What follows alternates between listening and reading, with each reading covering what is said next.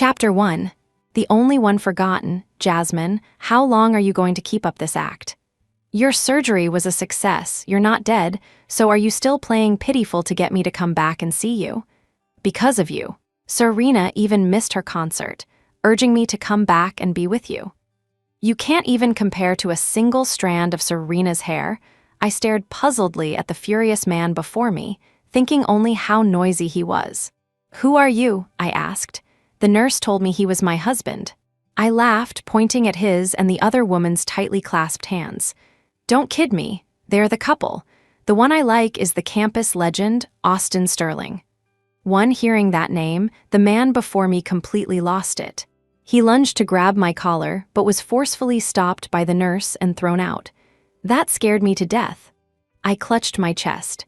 The guy had to be some kind of psycho. My best friend, Joyce Chandler, handed me a stack of documents.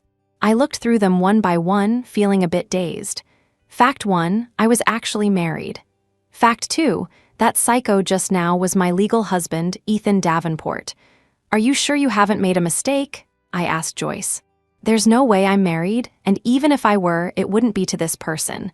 I don't know him, Joyce sighed. It's true, take a look at your diary yourself. She handed me a journal. 3 days after the surgery, I was recovering well. Bathed in brilliant sunshine, I slowly read my diary. After a quick skim, I found it hard to accept. It turned out, in the part of my memory I'd lost, there was a subservient soul, hopelessly in love with Ethan Davenport. Was this really me? I clearly remembered my crush was the math god, Austin Sterling. Where did this Ethan Davenport come from? The diary made it clear. 3 years ago, I fell in love with Ethan because he saved me in a car accident. Gratitude turning into love probably isn't that hard. From that day on, Ethan had a little shadow following him. Wherever he went, I followed, always at his beck and call, obedient and well-behaved.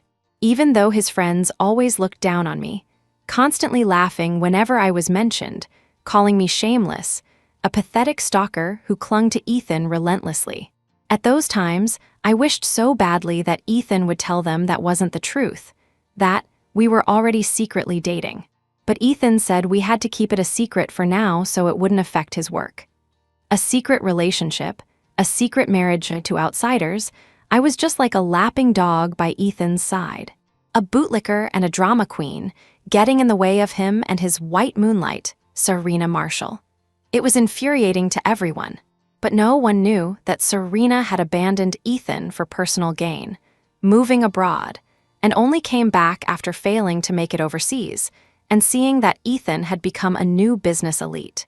Their reunion was portrayed as a model love story, the envy of everyone, and I, his legal wife, was forced to live like a rat in the shadows. Closing the diary, I sighed. Help me throw this away, I told Joyce. Are you serious? I mean, you loved Ethan so much. You might regret it when you remember. Me, I really had no idea how lovesick I must have been for even my best friend to say that. I smiled and waved my hand. Really? It's fine, just toss it.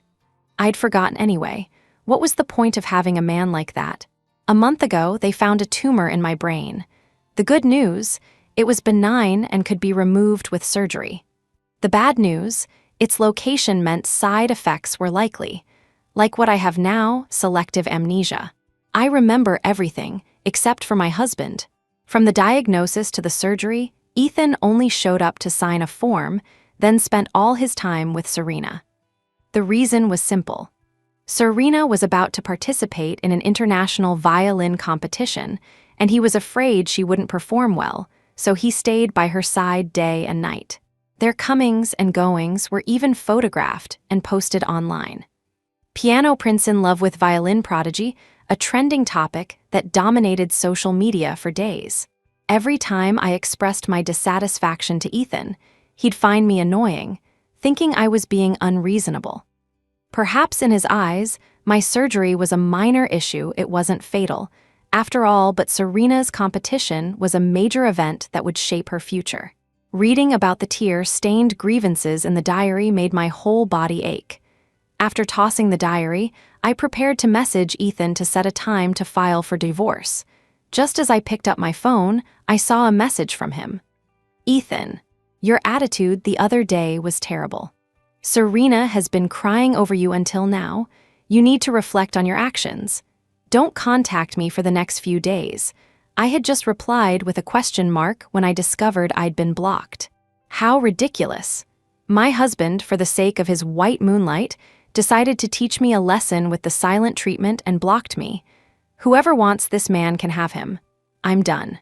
On the day I was discharged, I prepared a divorce agreement and sent it directly to Ethan's studio. Chapter 2. The gift back at my place. I got some help to pack up my things, 4 large suitcases in total, and sent them all straight to Ethan's studio. Then I changed my phone number, the lock code on my door, and everything in that space that had a connection to Ethan.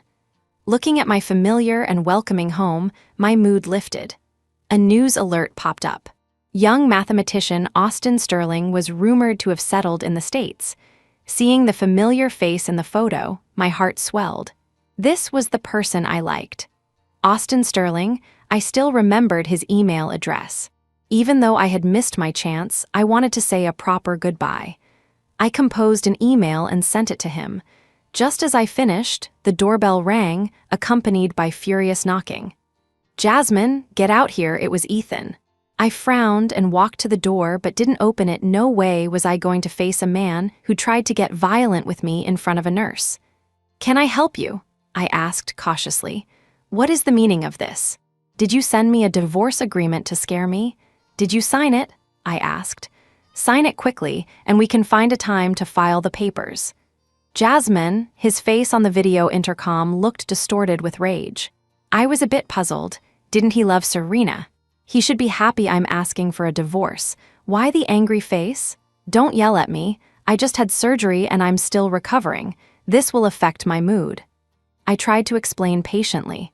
"Anyway, I've forgotten you and you don't like me. We shouldn't torture each other. It's better to let go while we're still young so you can pursue your true love. Isn't that for the best?" He fell silent. A few seconds later, he sneered. Well, Jasmine, your acting is pretty good this time. Almost believable. Trying to get my attention this way, trying to compete with Serena, are you? Let me tell you, you're not even worthy of carrying her shoes." A wave of disgust washed over me.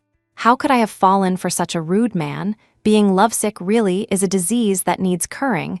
Don't you carry her shoes for her? Why should I do it for a stranger? I retorted immediately. "Ethan, if you hate me so much, why not agree to the divorce? Don't tell me you can't bear to part with me." "Are you kidding? Can't bear to part with you? If you hadn't forced me, would I have married you?" Right, so let's just split up. Stop wasting each other's time." I rolled my eyes. Ethan slammed his fist against the door in frustration and turned to leave. I clutched my racing heart. Oh my God, that was terrifying. Good thing I didn't open the door. If he'd gotten physical, I would have been no match for him. He was probably just angry that I had pushed him, so this time he agreed to the divorce. He told me not to regret it. A joke. Would I regret it? Of course not. The thought of leaving this jerk and running towards freedom filled me with joy. Ethan and I went to file for divorce, but we still had to wait through a cooling-off period. My face fell seriously. A cooling-off period. "I'll just have to bear with it," Ethan scoffed. "It's too late for regrets now. Unless you beg me, then maybe I'll agree to withdraw the divorce." I rolled my eyes at him. "Are you nuts? You treated me so badly. Do you think I have a screw loose? Why would I regret this? Please stop saying such scary things. You'll give me nightmares." To celebrate the divorce, I invited a few good friends out for dinner. After the meal, we went to a karaoke bar. And there, of all the rotten luck, I ran into Ethan again.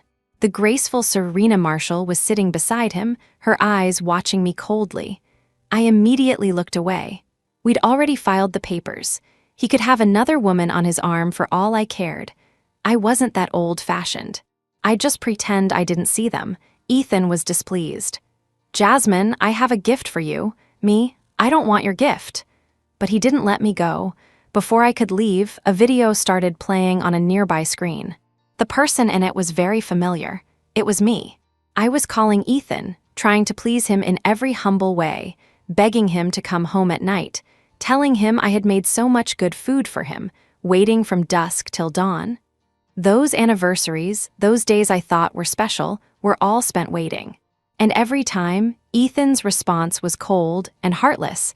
I stared blankly, watching this completely unfamiliar version of myself. My heart ached for her. My ears were filled with the laughter of Ethan and his friends. Serena even laughed out loud. I never thought Jasmine would go to such lengths for you, and she claims to have amnesia. I bet she's just faking it. A sharp pain shot through my heart and my breath hitched. In that moment, I finally understood. I really had loved Ethan, with all my heart and soul, but some people are just not worthy. Ethan knew exactly how I felt about him. He was married to me, yet he still let his friends treat me this way, mocking me, turning me into a joke for their amusement. I slowly pulled my gaze away, fighting back the stabbing pain in my heart. Thank God I had forgotten everything about him. I couldn't imagine how I would have survived this moment otherwise. Tears welled up in my eyes. I quickly wiped them away and looked at Ethan calmly. He looked a little uncomfortable. You brought this on yourself for going too far this time. I walked up to him and, raising my hand, slapped him hard across the face. Everyone gasped. I sneered. Ethan, thank you for the gift you prepared for me today. When the cooling-off period ends in a month, I expect to see you at the city hall to sign the papers. I want to divorce you and be done with you, completely and cleanly. Instantly, the color drained from his face, and a look of incredulous fury flashed in his eyes. Chapter 3. It was her. The room fell silent. Everyone stared in shock at Ethan and me. I guess no one expected me to slap him. After all, the girl in the video was the ultimate bootlicker. Forget hitting him, she felt guilty for being a few minutes late with his dinner. How could she bear to strike him? Ethan looked like he was about to explode, his eyes bloodshot. Do you have any idea what you're doing? I do. The one who doesn't know what he's doing is you. I shot a cold glance at him and Serena. You two are actually a pretty good match. I've already signed the divorce papers with you, Mr. Davenport. What's your problem? Can't let go? Could it be that you're the one who regrets it? The one who doesn't actually want a divorce? That last sentence successfully sent Ethan over the edge. He laughed coldly. Are you kidding? Didn't you see the video yourself? Trying to fake amnesia to get my sympathy. You're dreaming. Good, I nodded, relieved. Also, I want you to delete that video. If I find you showing it around again, I'll sue you for invasion of privacy. Ethan acted like he'd heard the funniest thing in the world and burst out laughing. Jasmine, are you sure you have any privacy with me? His words were merciless, cruel, and cold. I finally understood completely. Unrequited devotion doesn't earn you equal tenderness. It only spoils a scumbag rotten. He doesn't know how to love someone, let alone respect them. Me? Fine. Since you put it that way, next time you show that video, I'll post the pictures of you naked in my house. After all, between a husband and wife, it's normal to have no privacy. Ethan's face instantly turned ashen. I didn't bother with him anymore and turned to leave. What a buzzkill. I wanted to celebrate, and he ruined everyone's mood. My friends and I ended up at a street-side stall for some barbecue skewers. Joyce asked tentatively, Jazz, are you okay? I'm perfectly fine. Then why did you just say you were divorcing Ethan? Are you two actually married? Was the shock too much and it scrambled your brain? Joyce raised her hand to feel my forehead as she spoke. My heart skipped a beat. I'd almost forgotten. Ethan and I had a secret marriage. That was another heartbreaking grievance from the diary. It was so suffocating that I hadn't dared to read it in detail. Ethan's actions just now had infuriated me, and I'd forgotten about it in the heat of the moment. The funny thing was, Ethan probably didn't realize it either and just went along with what I said. I wondered how he was going to explain it to Serena now. I waved my hand. It's fine. From now on, Ethan and I have nothing to do with each other. Really? None of my other friends believed me. Only Joyce looked at me deeply. If Jazz says it's over, then it's over. That Ethan guy was never good enough for you anyway. Let him be with Serena. A scumbag and a tramp, a perfect match. You're right. I was so pleased I ordered an extra chicken leg for Joyce. Full and satisfied, I returned to my apartment, only to find someone standing at my door. A tall, cold figure. Even though he looked unfamiliar, a name quickly surfaced in my mind. Ethan. I instinctively took 2 steps back. What are you doing here? The more I retreated, the closer he came. Before I could even get in the door, he had me cornered against the wall. I frowned in disgust, pushing against his chest. I'm warning you, if you come any closer, don't blame me for what happens. His gaze was deep, his breath fanning across my face. What are you playing at? He murmured. Today, that was my fault. I shouldn't have shown those videos, but you were being completely disrespectful. I sneered. Give you respect. Who do you think you are? He narrowed his eyes. Don't test my patience, Jasmine. I don't like it when you're not obedient. And you liked me when I was obedient. My smile widened mockingly. Then why the secret marriage? Why weren't you there when your wife was having surgery? He suddenly understood. So you're still jealous about that. I've explained it so many times. Serena has no other family here. She only has me. This competition is very important. I have to be by her side. Are you really that selfish? Are you going to destroy the future of a talented violinist for your own petty feelings? He frowned, displeased. It dawned on me he thought all of this was because I was jealous of Serena. My talk of divorce, even dragging him to file the papers, was all just a ploy to scare him. In his mind, he was already indulging me by playing along with these games. I shouldn't and couldn't be disobedient, because Serena needed him. I was so amused I laughed until my stomach hurt. You don't seriously think I still have feelings for you, do you? Please, I have amnesia. Go ask a doctor what those 2 words mean. I've forgotten you, understand? I pointed to my head, then clutched my heart. Here and here, there's no trace of you left. From now on, if you want to be with Serena, be with Serena. You can do whatever you want with her. Sleep with her for all I care. You don't have to tell me. Because I don't care, so liberating, I felt a rush of exhilaration. It was like I had finally done something I'd been wanting to do for a long time. Ethan's face was twitching. He was so furious with me. Fine, fine, have it your way. You'd better not regret this, he left, his face ashen. I let out a sigh of relief. He was finally gone. I thought he was going to hit me. With my thin arms and legs, how could I have possibly fought back? Life without Ethan didn't seem to change much. I rested, worked, and enjoyed the comfort of my little nest. It was very pleasant. Until one day a week later, when I officially returned to work. My boss took me to sign a contract with a client I had been negotiating with before my surgery. It was only right that I should be in charge of it now. I heard you have amnesia, my boss chuckled. Yes, but it's not a big deal. I haven't forgotten much, just some unimportant things. Just as I finished speaking, a figure quickly passed by me. It was Ethan. Great. It looked like he'd heard what I just said. He was striding with an air of defiance, as if he had a grudge against the entire floor. My boss, do you know him? Nope. I shook my head like a bobblehead. The contract signing went smoothly. Since I had just had surgery, I couldn't drink at the dinner. I stepped out for some fresh air halfway through and saw Serena. Or rather, she was waiting for me. Excuse me, could you move? I frowned. The hallway was only so wide, and she was blocking a good portion of it. She had also deliberately placed her violin case next to her. I want to talk to you. I have nothing to say to you. Are you scared? Serena was aggressive, showing none of the delicate meekness she had when she was leaning on Ethan. She took a step closer. Don't think that just because you've revealed the marriage, Ethan will want you. You probably don't know, but the person who asked Ethan to keep the marriage a secret was me. Serena's crimson lips curved into a smug, condescending smile. Chapter 4. A cathartic scolding, a run-in with a crush, a closed deal. Perfect, it was you. I remained unfazed. That's right.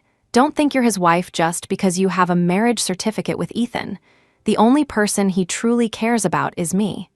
Serena was outrageously arrogant. Jasmine, if I were you, I would have had the sense to leave on my own. Why humiliate yourself? Calmly, I asked. So tell me, what else did you make Ethan do?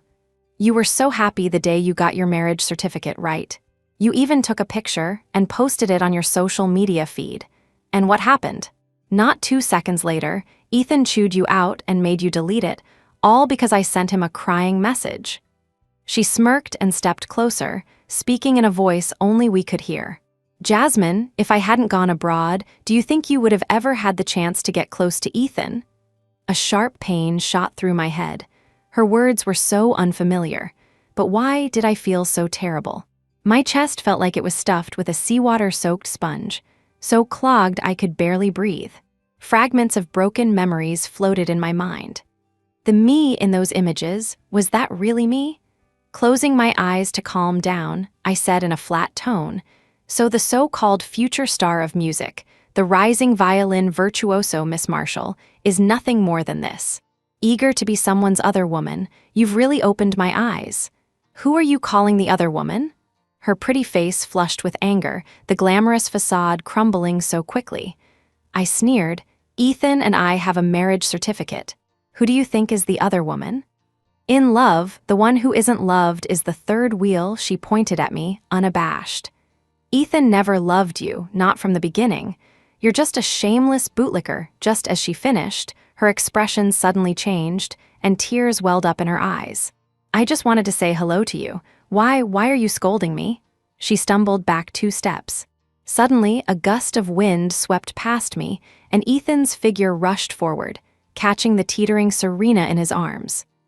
"Jasmine, don't go too far if you have a problem. Take it out on me," he frowned, his eyes full of condemnation. Serena nestled in his arms. "It's okay, Ethan. I can understand if Miss Walton is upset about our close relationship. If she misunderstands me, I can just explain it. Her scolding me is understandable. After all, you two are husband and wife." She lowered her long lashes, looking on the verge of tears. That look was truly pitiful and touching. It made me sick. "Ethan, Jasmine, did you hear Serena? She is so pure and kind-hearted. How could you have the heart to scold her? Apologize to Serena right now. Don't affect her upcoming competition." I was so angry I laughed. "Ethan, if you're sick in the head, go see a doctor. If you want to act, then join the entertainment industry. What are you pretending for in front of me? And you," I turned to Serena, "aren't you and Ethan both in music? What did you switch careers to selling trash bags? You're so full of it." I looked at her again. "You say I scolded you, right? Fine, fine." I suddenly raised my voice. "Everyone, come and judge for yourselves. This musical celebrity, Miss Serena Marshall, is accusing me of scolding her for no reason. She's hugging my husband, and my husband is attentive and accompanies her everywhere. He was even with her while I was having surgery. Tell me, am I wrong to scold a woman like this?" My shout quickly attracted the attention of others. Serena, who had never expected me to do this, turned deathly pale. "Hey, what do you think you're doing?" Ethan became nervous too. "What am I doing? Stating the facts, of course. Go on, point out which one of my statements wasn't a fact." I smiled. "She has no relatives in the country, but doesn't she have any friends? Does she need you, a married man, to accompany her the entire time? Otherwise, she won't even dare to go on stage for a competition. Frankly, if she's that timid, she should just go home and be a waitress. She shouldn't be dreaming of Vienna's Golden Hall, lest she tarnish that sacred musical palace. What a piece of work. A total tramp, a wench." I felt a surge of satisfaction as the words left my mouth. Yes, I had wanted to say that for a long time. Serena's eyes widened. Ethan's face darkened. "Jasmine, you've gone too far. Apologize to your mother. I'm warning you, control your little lover. The next time she acts out of line in front of me, I guarantee she'll be performing with a slap mark on her face." I snapped coldly. "And Ethan, don't think you're so clean either. You and Serena are the same, a match made in heaven." With that, I quickly brushed past them. As I passed Serena, I deliberately bumped her with my shoulder. "Next time you want to slander me, I'll make sure to live up to the accusation you've given me." "What a shame you didn't say I hit you just now. Tusk tusk." Serena stared at me in terror, as if she didn't recognize me. And she was right. In their minds, I was supposed to be a little bootlicker trailing after Ethan, a submissive, weak-willed person. How ridiculous. Even Ethan had forgotten that this was the real me. Hating evil as my enemy, and getting revenge on the spot. I burst into a private room, and upon seeing the person inside, I was mortified. "Sorry, wrong room," I turned to leave. "Wait!" a clear, magnetic voice called out. It sounded familiar. I slowly turned back and met a pair of eyes as bright as the moon. It was Austin Sterling, the familiar face, the familiar aura, and that same smile from back then. It could be no one else but the university's campus legend, Austin Sterling. For a moment, I even stopped breathing. You didn't settle in the States?" I blurted out. "Something came up, so my plans changed." He smiled slightly. "I didn't expect to see you here, Junior." "I didn't expect it either. Really, long time no see." My face was flushed red with embarrassment. If I had known Austin was coming back, I wouldn't have sent him that email. Now I could only pray that he was a born and bred local who didn't have the habit of checking his email, damn it. "I'd better go back tonight and retract that email. You're as spirited as ever, Junior. I heard you talking in the hallway just now. That was some beautiful scolding." Austin smiled. I was stunned. This was the first time in my life anyone had ever complimented my scolding. If that's not a kindred spirit, what is? A smile spread across my face, my lips curling higher and higher. "Hee, I think so too. Great minds think alike. Austin, let's exchange contact information." My crush was making the first move. How could I refuse? I quickly added him. After leaving the room, my head was still spinning. I had to say, tonight was a good night. I'd told off the people I wanted to, closed a long pending business deal, and even met the crush I'd been dreaming of. This restaurant must have great feng shui. It's my lucky charm. When I got home, Ethan called again. So annoying. He was ruining my wonderful mood. I hung up on him again and again, but he kept calling. Exasperated, I finally answered. "Spit it out." Ethan's breath hitched. "Jazz, when did you become like this? This isn't like you at all." Chapter 5. My crush is the best. Are you done? I asked bluntly. "How many numbers do you have?" Ethan was taken aback. "Just this one for now." Good. After hanging up, I decisively blocked him. This jerk was so persistent. Before I lost my memory, he was so awful to me. Now that I've forgotten him, why is he sticking to me like glue? I was puzzled. Did he really need to tell me if I was different from before? Never mind him. Even I wanted to slap my old self when I thought about it now. What the hell? What was so lovable about a man like Ethan? What I didn't know was that after I hung up on him, Ethan flew into a rage. His friends were so scared by his ashen face that they didn't dare to make a sound. "Jasmine, you've got some nerve. You're doing this to get back at me for how I treated you before, aren't you?" He raged until someone cautiously spoke up. "Mr. Davenport, don't be so angry. Jazz definitely can't let you go." Yeah, we all saw how much she loved you before. How could she just stop loving you now?" "Amnesia, it's probably just a story she made up to mess with you. But not to be that guy, you were a bit too much before. When you were sick last time, Jazz took care of you day and night, but this time, when she had surgery, you didn't even go to see her." There were some dissenting voices among his friends. It annoyed Ethan to hear it. Did you really get a marriage certificate with Jasmine? This was the crucial question. Once it was asked, everyone tensed up. They had all witnessed the confrontation between Ethan and Jasmine that day. Jasmine was acting strangely, but Ethan wasn't acting normal either. Serena became nervous, clutching Ethan's hand tightly. If he admitted it in public, wouldn't she become the other woman who wrecked a marriage? No, she wouldn't have it. Ethan was hers. That bootlicker Jasmine was the other woman. Ethan lowered his eyes, hesitating for a moment. They had been secretly married for so long, Jasmine must have been miserable. She had brought it up with him many times before. Maybe he should take this opportunity to make it public. But then Serena squeezed his hand tightly. He came to his senses. Looking back at Serena's pleading eyes, the words on the tip of his tongue changed. How is that possible? I think her brain is scrambled right now. Are you all going crazy too?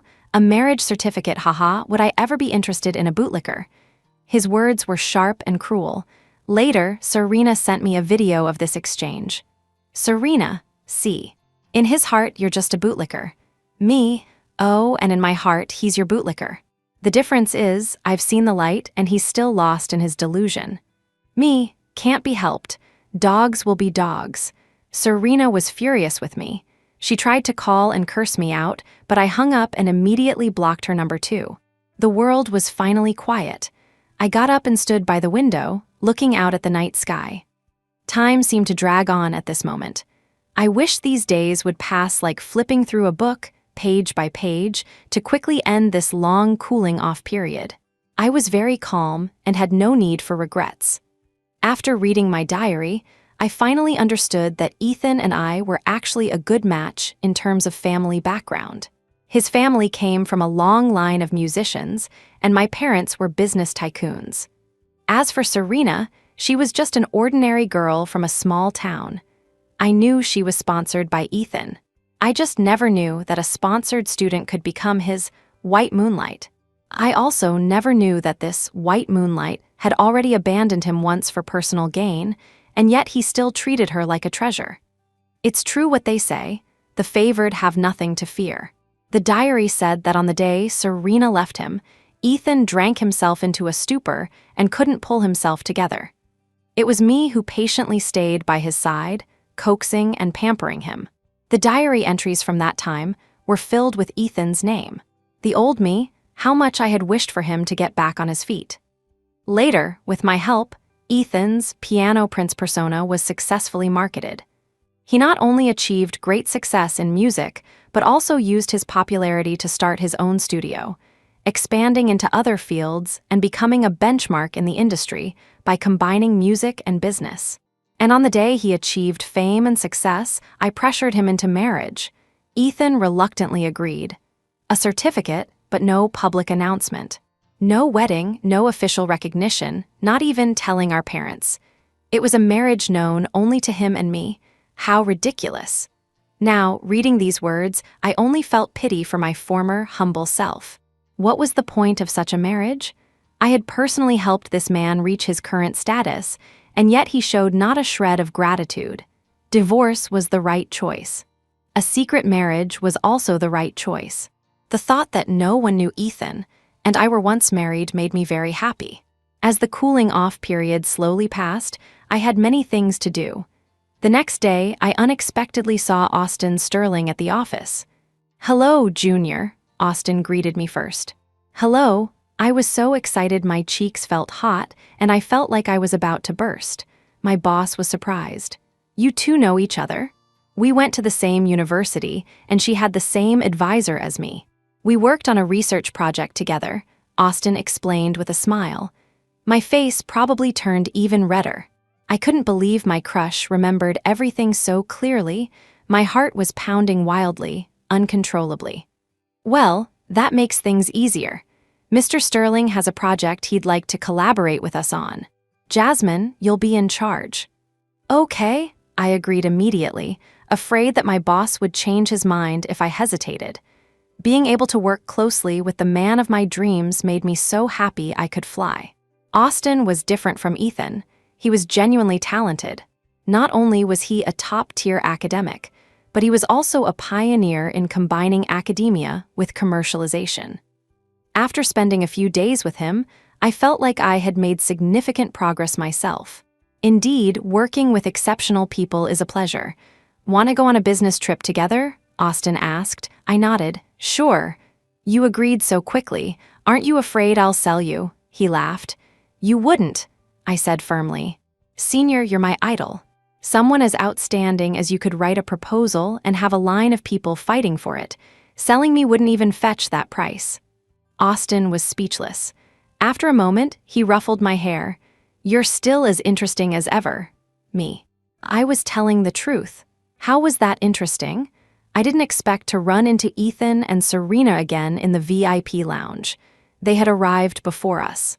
By the time we got there, they already had coffee and sheet music on the table. Serena was leaning very, very close to him. So close that no one could honestly say they were just friends. I glanced over briefly, then pretended not to see them, following Austin to a sofa on the other side. "Would you like something to drink?" I asked proactively. I was on a business trip with the client, who also happened to be my college crush. There was no reason for me not to be attentive. Austin smiled. I'll have the same as you. I was delighted. A true gentleman is a true gentleman. Kind, polite, and uncomplicated. Chapter 6. My unease and confession. I remembered another entry from my diary. Whenever I was with Ethan, I would always prioritize his feelings and his mood. As for myself, it seemed like he never paid any attention to me. He didn't even seem to see me. Perhaps it was seeing Ethan again that brought back the contents of my diary, making me feel agitated. I was adding milk to my coffee. Suddenly, someone was standing next to me. I subconsciously glanced up and my mood instantly soured. It was Ethan. I quickly looked away, pretending not to see him. You remembered wrong. I don't like this much milk. Get me another one. Ethan crossed his arms, a smug confidence on his face. Before I could say anything, he continued, How did you follow me here? Did you find out I was accompanying Serena to Vienna and got anxious? If so, where was this energy before? Weren't you so arrogant a while ago? Me. Seeing me silent, he scoffed. You're just not smart enough. How many times have I told you I don't want this whole milk? Make me a new one. Oh, and Serena's doesn't need sugar. She's not like you. She has to watch her figure. I couldn't take it anymore. I lifted my hand and threw the coffee in his face. Serena, who had just arrived, screamed at the sight. Jasmine, are you insane? The brown liquid stained the collar of Ethan's white shirt. His expression was a mixture of shock and anger. I put down the cup and sneered. Your boyfriend is the insane one. I'm here making coffee, and he shows up out of nowhere like a mad dog. Jasmine, his eyes darkened. I told you, my patience is limited. Stop fooling around if you come back to me now, and be as gentle and obedient as before. I'll treat you a little better. Serena's expression changed abruptly, and she looked at him in disbelief. I couldn't care less. Who wants to go back to you? Only trash goes back to the trash can. Do you think everyone is as blind as Miss Marshall? Oh, right, you two are a perfect match, like a broken pot with a cracked lid. Jasmine, Ethan grabbed my arm. The force was so strong it made me cry out in pain. Suddenly, a hand intervened, blocking Ethan's next rough move. A tall figure shielded me from behind. It was Austin Sterling. Who are you? Ethan was annoyed, looking at him with hostility. Austin glanced back at me gently. Are you okay? I quickly shook my head. I'm fine. I asked who you are. Don't you have any manners? Ethan's frown deepened. I am this lady's business partner. Sir, for you to act so rudely towards a lady in public, who is the one without manners? Austin smiled warmly, but there was no warmth in his eyes. I'm her husband. Before Ethan could finish, I quickly interrupted. No, he's not. I looked at Austin desperately. Believe me, he has nothing to do with me. Look, he's with his girlfriend. How could he possibly be my husband? Austin's eyes were serious. I believe you. I breathed a sigh of relief, but a greater sense of unease washed over me. I had lied to Austin. Ethan stared at me in disbelief. Jasmine, do you have any idea what you're saying? I know exactly what I'm saying. You're the one who's confused. I took Austin's arm. Let's go, Mr. Sterling. Let's not get involved with people like this. It's embarrassing. Okay, as you wish. Austin obediently left with me. Fortunately, Ethan and Serena's flight was before ours, so they left soon after and didn't have time to bother us anymore.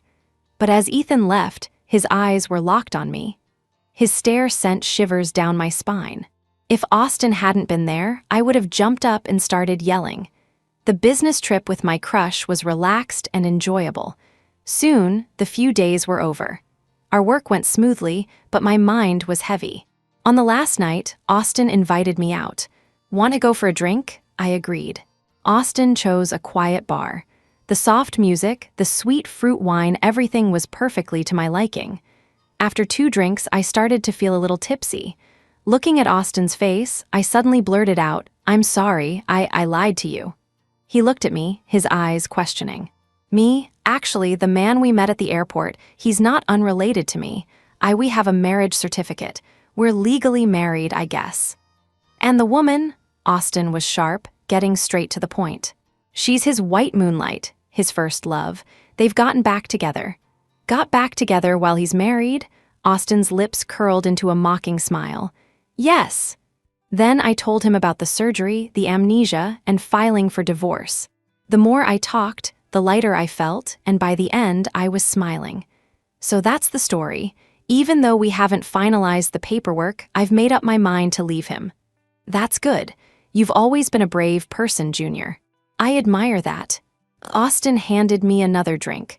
A happy occasion like this calls for drinking until we drop. I was delighted. You're right, I don't remember how much I drank after that. All I know is that Austin ended up taking me back to the hotel. Right at my hotel room door, I saw Ethan. The sight of his face sobered me up halfway. In my hazy state, I thought I was having a nightmare. When Ethan saw me with Austin, he stormed over. It's so late and you're not in your room. You're still out with another man. He smelled the alcohol on me and became even more furious. And you're dead drunk with a man? Jasmine, do you have to resort to this to get my attention? You think getting with some random guy will provoke me? You've really stooped low. I couldn't understand the anger in Ethan's eyes, but I understood his words. I pulled away from Austin's support and stepped forward with a sneer. I was having a celebratory drink with my business partner, and in your eyes, that's stooping low? On what grounds are you saying these things to me? I'm your husband, don't you forget it. Oh, I smiled meaningfully. My husband, who accompanied his ex-girlfriend abroad for a competition, just the two of them for days, and you have the nerve to call me shameless. Ethan, is hypocrisy a family trait? How can you be so thick-skinned? And let me remind you, we have already signed the divorce papers. We're just waiting for the cooling-off period. I understand you can't get over Serena. But don't be like a dog, trying to have your cake and eat it too, being with your white moonlight while also disgusting me. Aren't you just pathetic? Fueled by the alcohol, I said it all in one breath. Ethan's face had turned incredibly dark. I linked my arm with Austin's and smiled. Since you're here, let me introduce you. This is Mr. Sterling, my partner on the project I'm currently in charge of. Ethan probably thought I was explaining myself to him, and his expression softened slightly. But I didn't give him a chance to speak. My next sentence was, he is also the man I've had a crush on since university. Chapter 7. A misguided confession, his regret I don't really remember how the whole drama ended. I was too drunk and too excited. As for how it all concluded, I spent a long time the next morning trying to recall, but my mind was a blank slate. But that final confession was still crystal clear. I covered my face in regret. Why couldn't I have been more patient? My original plan was to wait until the divorce was finalized. If Austin and I were still in touch, maybe then I would confess to him. Whether he accepted or not, at least I wouldn't have any regrets. I never in a million years thought he would find out about my feelings in such a messy way. It was so embarrassing. I didn't even dare to go out and face him. I stayed in my room for a while until I couldn't delay any longer, and then I came out with my luggage. Austin was sitting in the hotel lobby's lounge area. I braced myself and walked over. Hi, have you been waiting long? Let's go. Perfect timing. The car is here. We'll head to the airport first. He looked up at me, still with that calm, elegant demeanor.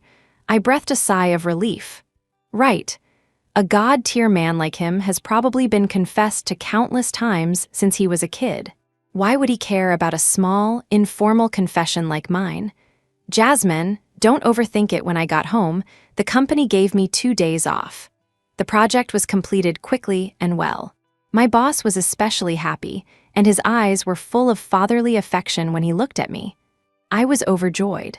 On my first day off, my sleep-in was ruined. My mom came. My dear mother arrived at my place before 8 in the morning. I didn't even have the courage to get angry because her face was as dark as the bottom of a pot, and she looked at me like she wanted to swallow me whole. I immediately shrank back. Mom, what are you doing here? She huffed. You've really grown up, haven't you? Think you can do whatever you want now? How dare you get married to some man behind your father's and my back? Do you even see me as your mother anymore? My mind went blank. I froze. How did my parents find out? My mom dragged me back home. Sitting in the living room was someone I never expected to see: Ethan. When he saw my mom and me, he immediately stood up. "Mom, you're back." For a moment, I thought my ears were playing tricks on me. "Are you crazy? Who are you calling Mom?" I blurted out. My mom said coldly, "If you two are really married, it's not wrong for him to call me that." Me, Ethan. "I'm sorry, it was my fault before. I shouldn't have made you hide it. I've thought it through, Jazz." He looked at me deeply. "Our relationship should have our elders' blessings. I promise you I won't hide it anymore. Let's invite some friends over for dinner tonight." I looked at him, completely bewildered. Suddenly, a wave of anger surged within me. What did this man take me for? A toy for when he was bored, an object to be used, or a piece of chicken rib? Tasteless to eat, but a waste to throw away? Otherwise, why would he be doing this? I took a deep breath. "Mom, Dad, this is between Ethan and me. I'll come back and explain to you later." After finally convincing my parents, I led Ethan downstairs, fuming. "Who gave you permission to come here? If you're not in your right mind, go see a doctor. Why drag my parents into this? Have I told my parents about our business? This is hilarious. Ethan, what are you doing now? You don't want a divorce. Are you just pathetic?" As soon as we reached the entrance of the complex, I couldn't hold it in any longer and turned to yell at him. Ethan looked at me and took a deep breath. "Yes, I don't want to get a divorce. It doesn't matter if you don't want to. I won't continue this marriage with you. I don't even remember you, and I have no feelings for you." I spoke quickly. "No, that's not right. It's not that I have no feelings for you. It's that I'm completely disgusted by you now. Are you even a decent human being? Ethan, I know I was too confident before, thinking you wouldn't care about these things. Serena and I are really just like brother and sister. I'll consider your feelings in the future. Jasmine, it wasn't easy for us to be together. Do you remember that I saved you?" He spoke gently. "We were destined to be together. If we were destined, then how did I forget you? I guess this is fate's way of telling me not to waste any more time on a scumbag like you." My words successfully made Ethan's face turn pale. "Jasmine, enough, don't say any more." I waved my hand, frustrated. "The person you want isn't me, but the old Jasmine who was completely obedient to you. Sorry, I can't be like that. So, this divorce is final. If I find you coming to my parents again, I'll call the police directly. You don't want your name on the front page of the negative news, do you?" Ethan's jaw tightened, and he said nothing more. I turned to leave. He called out to me again, "Do you really like that Austin Sterling?" Without turning back, I threw 4 words at him. None of your business. I had another tough battle to fight at home. This time, there was no escaping. I took out all the documents and explained everything to my parents. I originally thought that talking about these things again wouldn't cause any emotional turmoil. But unexpectedly, as I recalled the contents of the diary, the more I spoke, the more I sobbed uncontrollably. My heart felt heavy, as if it were being pierced by countless needles. The pain was suffocating, but there was no blood. It was only at this moment that I truly understood I had once really, really loved Ethan. For that love, I had willingly broken my proud wings, but he wasn't worthy. My mom's heart ached for me. My dad's face was also ashen. At this point, getting angry was useless. My parents scolded me harshly, and then we all cried together. Strangely enough, after this cry, the fragmented memories in my mind gradually became clearer, starting to piece themselves together. But looking at these memories now, the initial romantic feelings were gone. With my mind at ease, I returned to my apartment. It was no longer safe here. With Ethan showing up one after another, I couldn't even sleep soundly. Without hesitation, I listed the apartment for sale with an agent and rented a small apartment near my company to stay in temporarily. I returned to work and my life gradually stabilized. Ethan seemed to have disappeared from my life for a while. Of course, so had Austin. After that business trip, I hadn't seen him much. When I realized he might be avoiding me, I was a little sad, but I quickly got over it. Putting myself in his shoes, if I were confessed to by a married person, even if they were about to get a divorce, I would probably avoid them too. It was understandable. Finally, the cooling off period was over. The night before, I specifically unblocked Ethan's number and gave him a call. "Don't forget to go through the procedures tomorrow," I reminded him. Ethan's breathing grew heavy. "I'm busy tomorrow." I was annoyed. The date for the procedures was set a long time ago. "I don't care. See you at the city hall at 9 tomorrow morning. Whoever doesn't show up is a dog, and I'll expose you on my social media, Ethan. Do whatever you want." Chapter 8, The Showdown. The next day it rained. Completely different from the sunny weather I had imagined. Ethan stood me up again. I waited from 9 to 11, and then until the office closed, but he never showed up. The ridiculous thing was, he wouldn't even answer my calls. I laughed out of anger. Fine, you want to play this game with me, Ethan? You're a real man." I opened my phone, took a picture of our marriage certificate and the divorce application, and posted it to my social media feed, tagging all our mutual friends. Me, Mr. Ethan Davenport, and I have been married for several years. During our marriage, he has had an ambiguous relationship with Miss Serena Marshall, traveling alone with her multiple times. His actions have severely damaged our marital relationship. After friendly discussion, we have decided to divorce. However, on the day we agreed to finalize the procedures, Mr. Ethan Davenport once again broke his promise and refused to cooperate with the divorce proceedings. "Everyone, take a look at this scumbag's true colors. What piano prince, what talented violin prodigy. They're just a scumbag and a tramp hiding behind the guise of friendship after posting." I asked Joyce out. She had seen the post too. "Good for you. I didn't think you'd make up your mind so quickly. I'm really surprised," Joyce said, both surprised and happy. I was like a wilted eggplant, listless. I didn't expect Ethan to not show up to sign the divorce papers either. "You're trying to force him to show up. What else can I do?" I was so angry my chest hurt. I took a big gulp of coffee. "Jerk, I was a fool before. Was I blind to fall for someone like him?" Joyce looked at me sympathetically. "Now I completely believe that you don't love Ethan anymore." I cursed Ethan for a long time, until a muffled laugh came from behind me. I jumped and turned around to see a pair of deep, lake-like eyes. Austin was smiling at me. "Junior, we meet again." What a coincidence. After a few awkward seconds, I quickly composed myself. "Yeah, it's been a while. I had some unfinished business abroad, so I went back to take care of it. I left in a hurry, so I didn't get to tell you." His words made my heart skip a beat. Was he explaining himself to me? I must be overthinking it. I waved my hand. "It's okay. The previous collaboration is already underway and going smoothly. I'll contact you if anything comes up. But you have something you can't solve right now, don't you? Your ex-husband," Austin said bluntly. Now I couldn't pretend to be clueless anymore. After a few seconds of hesitation, I nodded. "Yeah, we were supposed to finalize the procedures today, but he refused to come. His name is Ethan Davenport, right?" "Yes." "Okay, you should go home now. A girl shouldn't stay out too late by herself. I'll send you something good tonight." Austin's lips curved into a smile, and that elegant smile almost stole my soul. As soon as he left, Joyce excitedly grabbed my arm. "Oh my God, that guy is so handsome. Who is he? Is he the one you've set your sights on now? Wow, with him around, who needs Ethan? Get the divorce done quickly and jump into a new relationship." I was speechless. "You think I don't want to?" A long sigh. It was a bad start. I should just listen to him and go home. I had taken a day off for nothing. This was another thing to blame Ethan for that night. Austin sent me an email. I opened it and was shocked.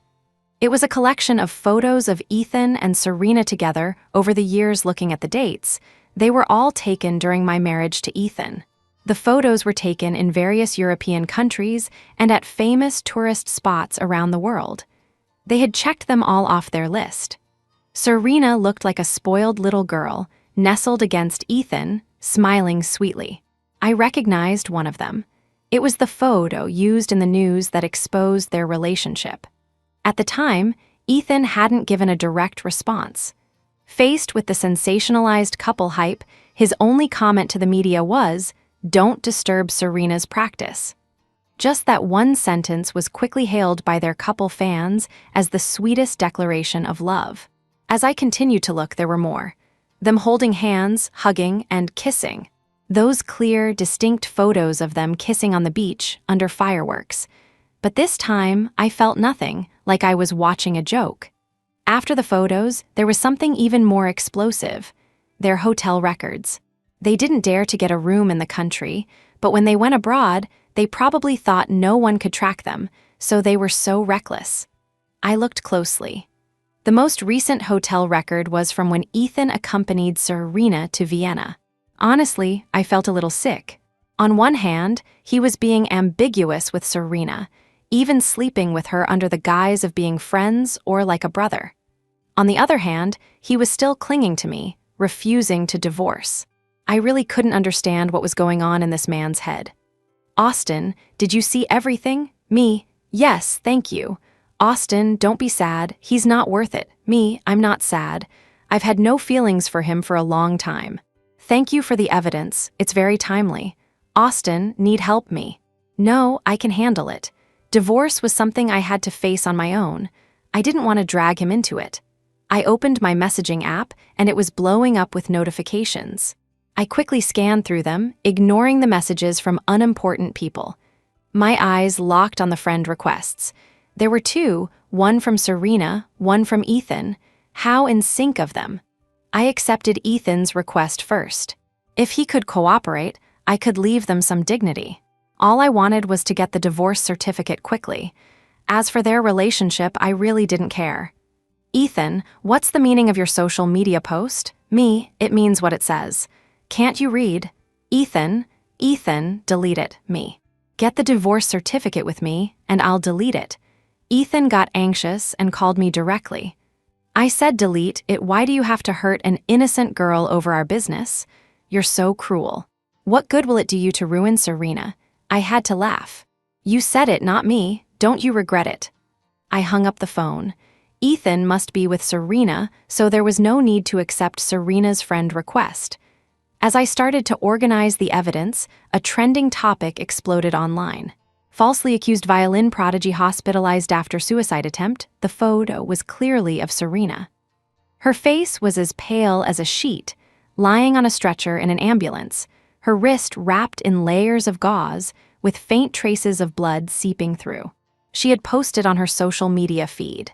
It read, "Despair, why am I being slandered for something I never did? I never did these things. Why are you trying to ruin me?" Serena's fans exploded. Soon, the internet was flooded with curses aimed at me.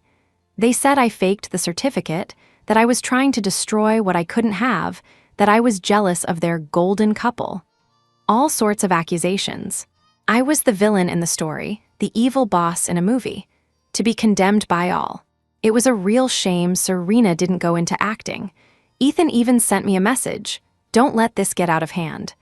Apologize to Serena while you still can. I blocked him again and uploaded the evidence I had compiled. Chapter 9. Freedom, a girlfriend, and a crush who can fight me.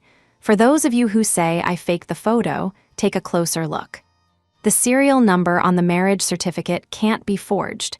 If you still don't believe me, you're welcome to check. I have a clear conscience, me. This is the evidence of Mr. Ethan Davenport and Miss Serena Marshall dating and getting hotel rooms during our marriage. See for yourselves. I posted all the photos at once. Instantly, the netizens who had been cursing me just moments before cooled down. There was too much evidence for them to process. After posting, I turned off my phone and waited for the situation to develop. As expected, Serena's angel persona collapsed. Ethan's good guy filter also shattered into a million pieces.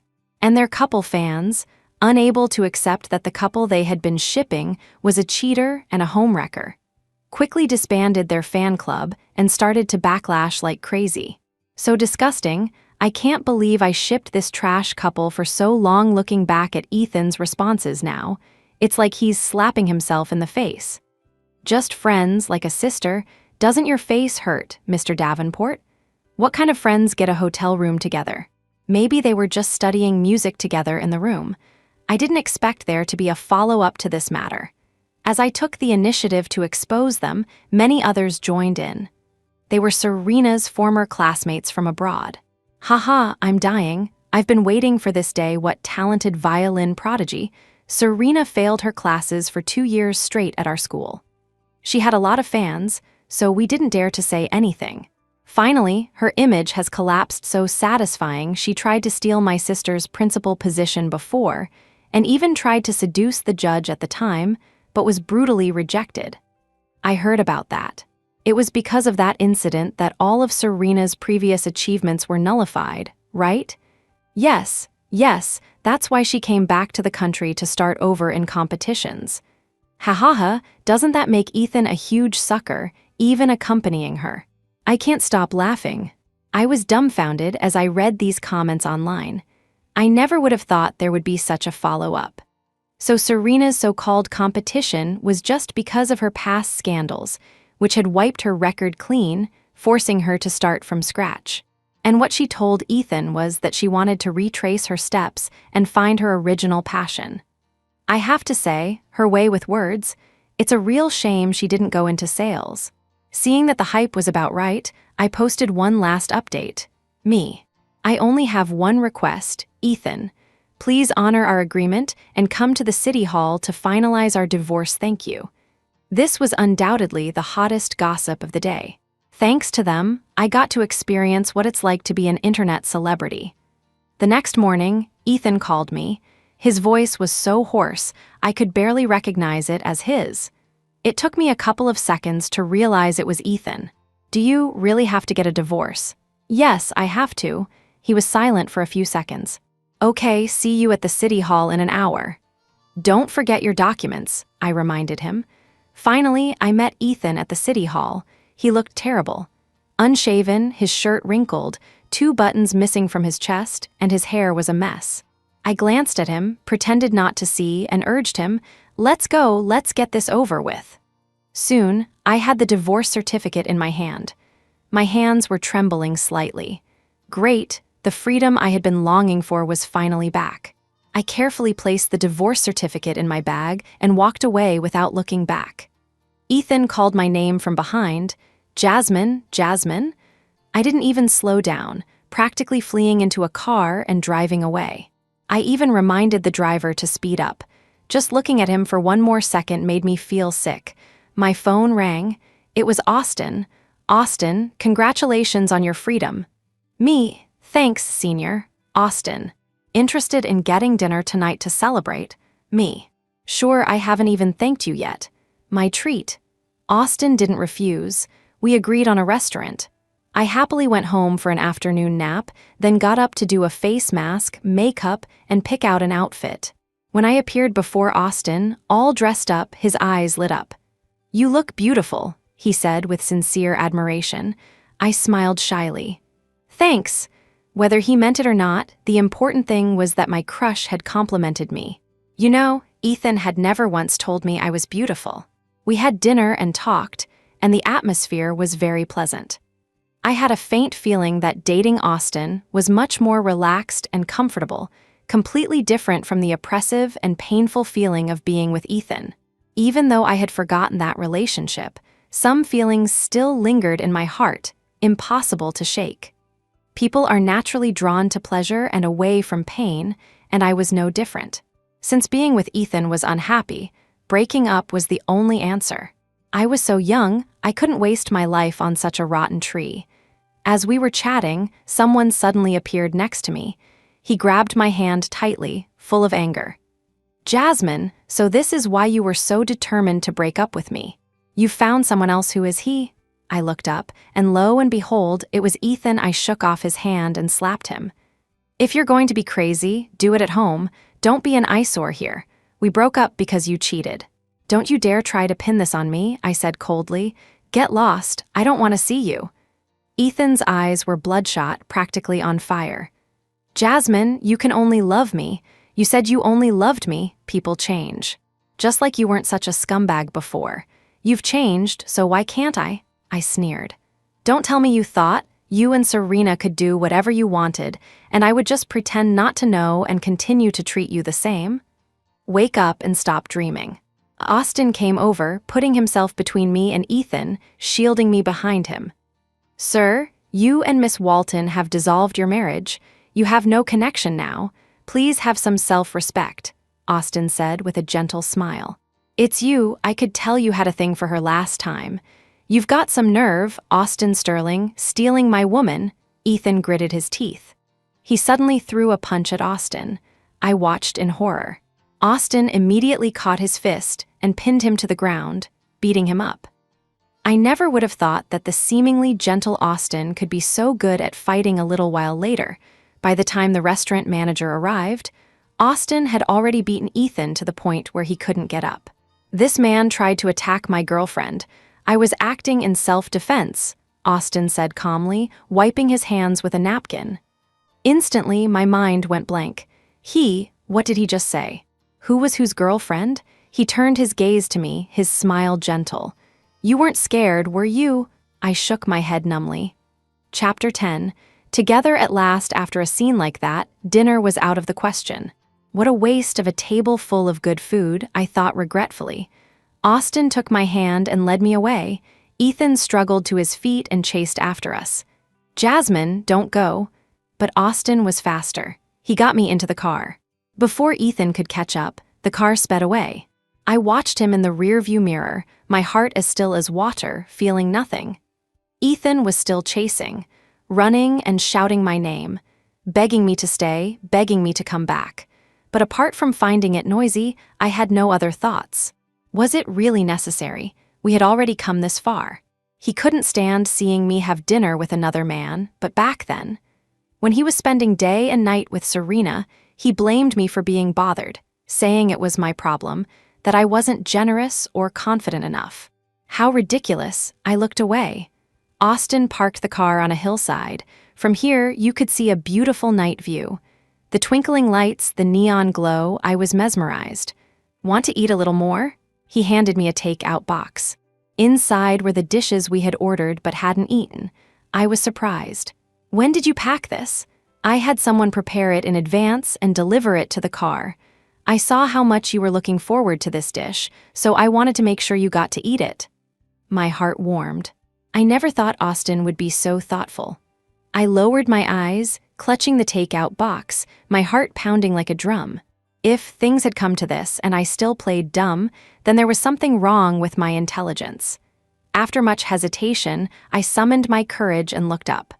Mr. Sterling, do you have feelings for me too?" "No."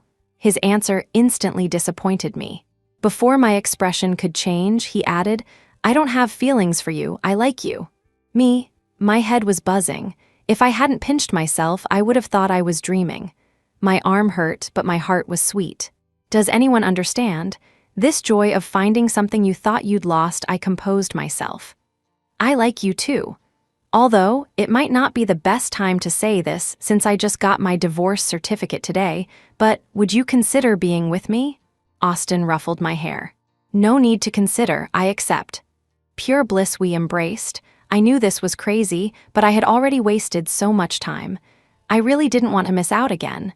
This was Austin Sterling, my ideal boyfriend.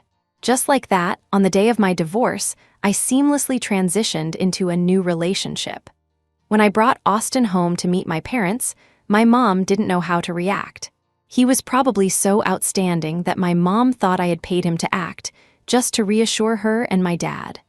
When I heard this, I didn't know whether to laugh or cry. I asked my mom seriously, "So, how much do you think it would cost to hire someone like him to act?" My mom actually took it seriously. "At least a few $1,000s per appearance." "Well, your daughter doesn't have that much cash on hand. I can't afford it." Austin overheard our conversation. He smiled. "Auntie, please don't worry. I'm serious about Jazz. We're dating with the intention of getting married." I blushed at his words. And so, Austin and my parents had a very pleasant conversation.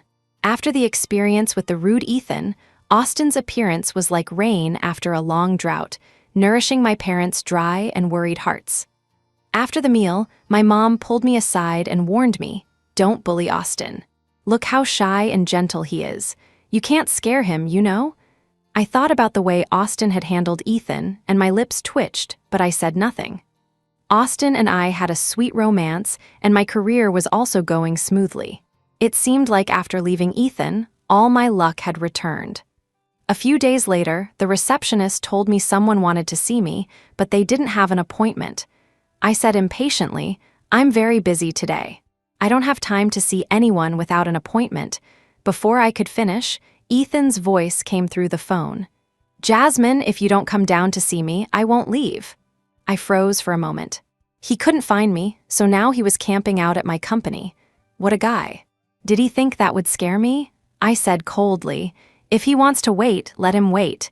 If he disturbs anyone else, just call security to remove him." The receptionist agreed. I hung up and went back to work. What a joke. My time was so precious. Besides dating, it should be spent on making money. Who did Ethan think he was? Was he worth me wasting my time on? I worked all day. When I got off work, Austin was there to pick me up. I skipped over to him, met his gaze, and we held hands. "Why did you come to pick me up when you're so busy? Wouldn't it be better to go home and rest?" I said playfully. Austin pinched my cheek. "I brought you bubble tea and cake. I wanted to share them with you. And we agreed to have dinner at your parents' house tonight. You little heartbreaker, did you forget about me?" I stuck out my tongue. "My handsome hero, spare me this once. I won't do it again." We were laughing and talking as we walked to the parking garage when Ethan appeared again. His gaze fell on our tightly clasped hands, and his face instantly darkened. His eyes were so red it was scary, and his ferocious expression made me take 2 steps back. "Austin Sterling, give Jasmine back to me." His voice was too hoarse to be recognizable, but his words were still pleading. "You can beat me up, get your revenge on me however you want, I'll accept it. I just beg you to give Jasmine back to me. She's my wife." As he spoke, he looked at me with a gaze full of deep affection. I shivered and immediately hid behind Austin. "I'm not. I have nothing to do with you anymore." "Jazz, it was my fault before. I know I made a huge mistake, and you have every right to be angry. I won't mind what happened between you and Austin Sterling. As long as you're willing to come back, you'll be my only wife." He took a step forward. "We had so many beautiful memories. Have you forgotten them all?" I bit my lower lip, disgusted. What kind of person was this, still pestering me after we've broken up? He had terrible character. "Don't forget, I saved your life." Ethan brought up the past again. I couldn't take it anymore. I peeked out from behind Austin. "Yes, you saved me. Didn't I repay you by marrying you? You've gotten your money's worth over the years. Why are you bringing this up now?" Austin sneered. "You saved Jazz's life. Where? Don't tell me it was that horrific car accident on the Cross River Bridge 3 years ago?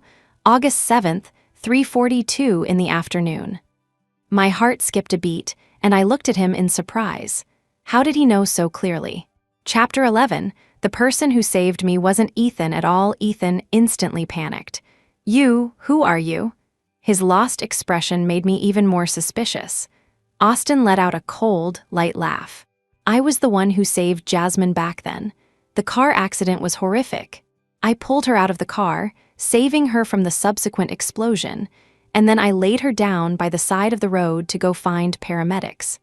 By the time I came back, she was already in the ambulance. The person with her at that time was you, right?"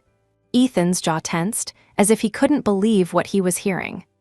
"Austin, I originally wanted to leave you some dignity, and I didn't want Jazz to remember too many unhappy things from the past, so I never said anything. But I never thought, Mr. Davenport, you have some real nerve." Ethan stumbled back a few steps, his eyes wide. It was you. "Yes, I saved Jasmine. And you just picked up the credit later." His voice grew even colder. "Unfortunately, I was in a hurry to go abroad at the time. After confirming that Jasmine's life was not in danger, I left the country. If I had known you would target her, I would have stayed, no matter what, or taken her with me." The coldness emanating from Austin became more pronounced.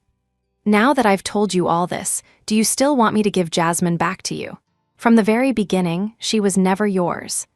Ethan, you are the one who is a thief, lurking in the shadows." You took advantage of Jasmine's trust and affection for you, and you trampled on her feelings and self-respect. A person like you should be tied to Serena for the rest of your life, never to be separated." Just as he finished speaking, a woman rushed over from a distance. She threw herself into Ethan's arms like a madwoman, pounding on him. "You've made my life miserable, and now you want to just leave me? I'm telling you, not a chance," I recognized her. "Serena?" The woman heard me and turned to glare at me.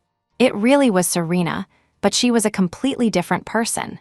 The once thin and fair woman was now sallow and gaunt, looking as if she had aged a dozen years. The hatred in her eyes when she looked at me was even more intense. "Jasmine, right? Let me tell you, I never initiated anything with Ethan in Europe. He was the one who wanted to go with me. He was the one who said he couldn't leave me alone. I never asked him to come, and the hotel room, he was the one who took me out drinking. I was drunk, and he took me back to the room. What happened after that was just natural. I'm a victim too," she cried as she spoke. "My career is ruined, all because of you," I rolled my eyes. "Don't blame me. Even if he initiated it the first time, what about all the other times you got a room? Was it Ethan's fault every single time? If so, I have to say, your intelligence is really concerning. If he forced you, why didn't you call the police afterwards?" Serena was at a loss for words. Austin. Of course she couldn't call the police because she was only half resisting. She was happy about it. "Oh," I smiled meaningfully. "So that's how it was." Ethan looked at me deeply. Suddenly, in front of me, he grabbed Serena's hair, threw her to the ground, and slapped her several times. Caught off guard, Serena couldn't dodge, and her face quickly became red and swollen. "Ethan, Jazz, this woman is the reason we got divorced. I've already taught her a lesson. I'm begging you, come back to me, okay?" I was so scared I buried myself in Austin's arms. "That's terrifying. He's violent. We should call the police." Austin held me tight. "You're right. Let's call the police." The building's security guards arrived even faster than the police. Ethan's actions had been clearly captured on the surveillance cameras. No one could turn a blind eye to such violence. Soon, he and Serena were taken away. As he left, he kept looking back at me as if he really was deeply in love with me. "Austin, look what kind of person you were blind enough to like before." I shivered. "Please don't say such scary things, okay? I'll have nightmares." He burst out laughing. Later, he also told me about the car accident. I also did a lot of research and looked at the surveillance footage, confirming that what Austin said was the truth. The person who really saved me back then wasn't Ethan, but Austin. Watching the surveillance footage from 3 years ago, the moment the car accident happened, Austin jumped out of the car in front of me like a madman and ran towards me. I covered my mouth, my heart pounding. It really was him, so I had been mistaken. While I was watching these videos, Austin was by my side. Seeing that I was emotional, he ruffled my hair to comfort me. "Don't be sad. At least you realized your mistake and came back to the right path. I'm very relieved." I glared at him. "Why didn't you say so earlier?" He also looked regretful. I thought you really loved him. If I had known, I wouldn't have let go." It was only at this moment that I understood that he had also liked me for a long, long time. I stood on my tiptoes and kissed his lips. It was so wonderful. Being with the person you like is not a waste of life. Half a year later, I saw Serena again. After several months, this woman had somehow gotten my new number and said she wanted to meet me. I refused many times, but she was persistent. That day, after work, she was waiting for me downstairs from my company. "Miss Walton, I just want to talk to you. There's something I want to tell you about the past." She blocked my way. There were a lot of people coming and going. I sighed. "Let's go." I chose the place, a coffee shop downstairs from my company. It was almost evening, so my choice was quite perfunctory.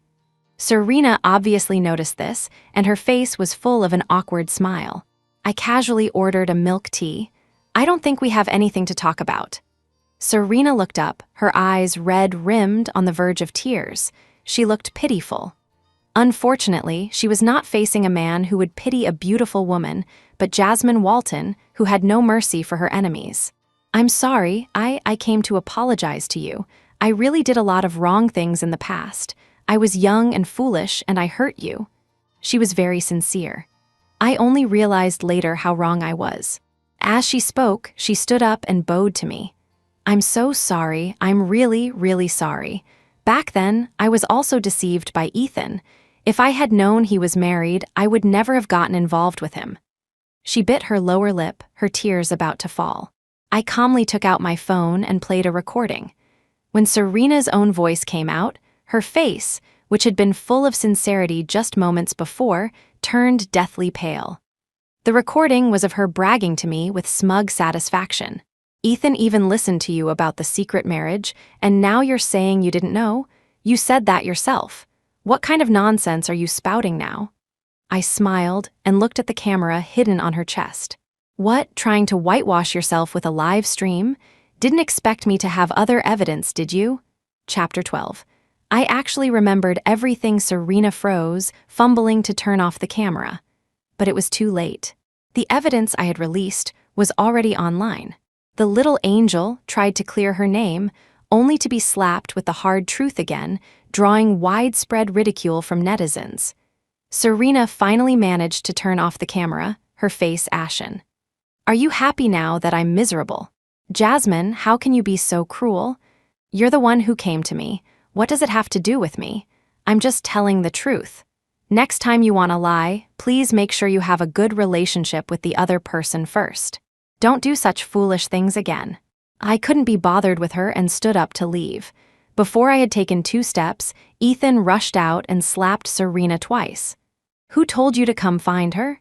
His face was ashen. You hit me for this woman, Serena cried. Even now, you're still protecting her. What's so good about her, Ethan? Jasmine is 1,000 times better than you. When I was drunk, no matter what time it was, she would come to pick me up. She would make me hangover soup and stay up all night taking care of me. When I was on a business trip, if I had any problems, she could solve them for me without alerting anyone. That piano, she gave it to me. She went to several countries to find it. It was my most cherished birthday present. I stopped and slowly turned back. My eyes met Ethan's bloodshot ones, so he knew all along. He understood my kindness towards him, my feelings for him, and then he enjoyed it all without any guilt, while also pushing me into the abyss.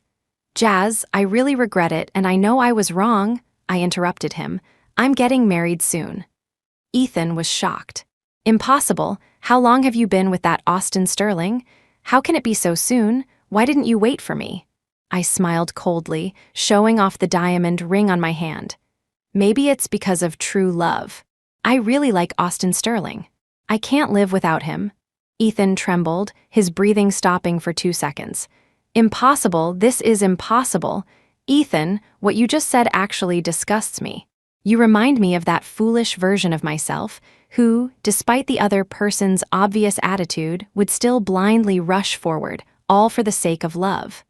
I smirked. But it's okay, it's all in the past now. I don't regret my past efforts. Hearing this, a glimmer of hope lit up in his eyes. But my next sentence extinguished that flame. I said, because I don't want to make things difficult for my past self. After all, she tried her best. She was just learning how to love someone. She wasn't wrong. And you, Ethan, I don't want you anymore. Don't appear in front of me again. Seeing you really disgusts me. Ethan, Jazz, you look happy with that man now, but don't forget you have amnesia. You've forgotten that you love me. You'll regret it when you remember. I was silent for 2 seconds, then sighed lightly. It seems I have to tell you. Actually, I remember everything. What? He was aghast. I remembered not long after I was discharged from the hospital. But I didn't think it was necessary to get entangled with you anymore, so I just divorced you cleanly. Do you understand? With that, I turned and left. Behind me, Serena's merciless laughter rang out. Ha ha ha, you jerk. Did you think she would look back at you just because you hit me? Amnesia, she says. I told you a long time ago that Jasmine didn't have amnesia, but you wouldn't listen. You deserve it, you brought this on yourself. Not far away, Austin was waiting for me. When did you get here? I arrived just as you sat down. You don't trust me that much? I looked up at him, smiling gently. Of course. My fiancé is going to meet a mentally unstable person. How could I not be worried? I had to come and see. He took my hand. Let's go, we'll have dinner at your parents' house first. Okay, when are we going to pick out a wedding dress? Next week. Okay, can we get the marriage certificate in advance? No problem. Next Monday is a good day. As you wish. My marriage to Austin came so naturally, as if everyone was waiting for us to blossom and bear fruit. That night, when I went home for dinner, I told my parents about it, and they immediately agreed. It seemed they were really satisfied with Austin. The same went for Austin's parents. When he took me home, I received so many gifts that my hands were full. In the end, I had to ask him to help me carry them. I really couldn't hold anymore. And so, the wedding preparations began at a leisurely pace. 6 months later, our wedding was held on a private island. The ground was covered in flowers, romance was in the air, and the blue sky and sea became the most beautiful backdrop for our love. He lifted my veil, and we kissed in the sunlight. This time, I married in style. After the wedding came the honeymoon. Austin had saved up a month of vacation, and we traveled the world together, having so much fun we forgot to go home. After returning to the country, Joyce found me and handed me a box. What's this? Didn't you already give me a wedding present? It's not from me, it's from Ethan. Joyce sighed. He's in a pretty bad state now, but he's found a new job and moved his studio abroad. Do you feel sorry for him? No way. You were so good to him and suffered so much. He deserves to give you these things. I just don't want you to refuse. I opened the gift box. Inside was a diamond necklace. Underneath was a small diamond ring. I recognized it. It was the wedding ring Ethan had promised me. Back then, when I asked for it, he was extremely impatient and only bought it for me because he was forced to. Looking at it now, it was all so ironic and laughable. I'm afraid I can't accept this. My husband will get jealous. I handed the box to Joyce. Help me sell it. We can split the money. Joyce smiled. You really are my best friend. The last time I saw Ethan was at the hospital. Austin was with me for a prenatal checkup. We happened to run into him in the hallway. Compared to a year ago, he was a shadow of his former self, visibly withered and decayed. When he saw me, a flicker of light flashed in his eyes, but then he saw my slightly protruding belly. I pretended not to see him and walked away with Austin, turning a corner. I guess this is how fate works between people. A missed opportunity is a missed opportunity. One turn can sever the past. A few months later, I gave birth to twins, and Austin and I found our own happiness. Chapter 13. Epilogue 1. Ethan. The end. If you ask about love, I always thought the person I loved was Serena. Serena was my dream, my white moonlight. She was smart, beautiful, and had an exceptional aura, especially the chemistry we had when we played music together, something Jasmine could never give me. I did resent Serena for leaving back then. But later, maybe it was because of Jasmine's companionship, I gradually forgot all that, leaving only the good memories of Serena. Of course, Jasmine was very good to me too. Sometimes I couldn't help but wonder, did she love me that much? So much that even when I was so impatient with her, she remained gentle. A Jasmine like that was really boring. Things changed when Serena contacted me again. She called me, apologized, and explained what happened back then. I realized I still had feelings for her. It was a feeling I couldn't find with Jasmine. I couldn't refuse and was instantly captivated. Serena and I started a secret relationship. Even when she asked me to hide our marriage, I did it because I didn't want Serena to leave me again. But when Jasmine looked at me with those eyes, my heart skipped a beat and I felt a little uncomfortable. Jasmine's eyes were very beautiful and clean. She asked, "Do we have to hide it, not even from our parents and friends?" Her question made me feel guilty and irritable. We're still so young. We just got a certificate. It's not like we're having a wedding. There's no need to make a big deal out of it, right? Don't worry, I've already gotten the certificate with you. What are you afraid of? With that, I slammed the door and left, not coming home for several days. I knew Jasmine loved me too much. She couldn't hold out for long. Sure enough, she was the one who gave in first. I said, "Be good, be obedient, otherwise I'll think about replacing you." I didn't mean it, but I just wanted to say it. I didn't want to see Jasmine being proud and triumphant. She should be obedient and docile. That was how she should be. Jasmine lowered her eyes and nodded silently. I thought our marriage would continue like this. When I was with Serena, I did feel guilty towards Jasmine sometimes, but I was quickly attracted by Serena's advances. I thought, at worst, I'll just give Jasmine a grand wedding later. Wouldn't that be enough? She didn't ask for much anyway. That day, when Jasmine called me, I was with Serena. Didn't I already sign the papers? Why do I need to go back? Didn't the doctor say there's no life-threatening danger? Jasmine, stop being so melodramatic. It's disgusting, you know? Can't you be more understanding? Serena's situation is more important, understand? I yelled at her like I always did, like scolding a child. Jasmine said faintly, "I know," then she hung up. My heart instantly tightened, as if something was quietly slipping away. I couldn't catch it or hold on to it. Serena hugged me and said, "You should go back and see her. What if something happens? After all, Miss Walton is your wife." I hardened my heart. She'll be fine. When I returned to the country, I found out Jasmine had amnesia. Her surgery was a success, her life was not in danger, she was healthy, but she had completely forgotten me. At first, I thought she was faking it, throwing a tantrum, because I was with another woman when she needed me, so she was jealous. If she was jealous, it meant Jasmine still loved me. Realizing this, I didn't take her amnesia seriously. If she wanted to pretend, then I'd give her time to pretend. I wouldn't spoil her. But I didn't expect her to ask for a divorce after she was discharged. Jasmine wanted to divorce me. Why, how could? Wasn't she the one who couldn't leave me, who loved me the most? She was willing to divorce me. At that moment, I exploded with anger. When I rushed to the city hall, I found out she was serious. Meeting her gaze, my heart panicked. I had never seen a Jasmine like this before, so calm and composed, as if she really had no feelings for me. In her clear eyes, I looked like an insignificant stranger.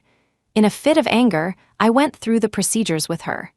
During the cooling-off period, I spent more time with Serena. I wanted to provoke Jasmine, to make her unable to bear it and come back to beg me. The traces of her love for me were so clear and distinct. I didn't believe she had amnesia. She must be acting with me, but I miscalculated. Jasmine really had forgotten me. Not only that, she had forgotten everything related to me. She had someone burn that diary after she read it. Joyce was her best friend, so she was the one who did it. That day, Joyce deliberately burned the diary in front of me. She sneered, "Scumbag, now you believe that our Jazz doesn't like you anymore, right? If you're smart, you'll finalize the procedures with her soon and stop wasting her time." I knew about Jasmine's diary. I had read it too. Every little detail in it was about me. When Joyce burned it, I held back. After she turned and left, I still rushed forward, enduring the heat and pain, to snatch the diary back. But it was too late. The diary was already burned beyond recognition. The contents were all fragmented. Apart from the familiar handwriting, I couldn't even piece together a single "I love you." Was I going to lose Jasmine? And so, step by step, we came to the divorce. When I finally signed the papers, my hands were shaking. I think I was close to the truth. When I got the divorce certificate, I finally realized that my connection with Jasmine in this world had really been severed. Severed by her. She also found out that the person who saved her back then wasn't me. It was Austin Sterling. Seeing them together, so well matched, so dazzling, I couldn't bear to watch. I wanted to get my little Jazz back.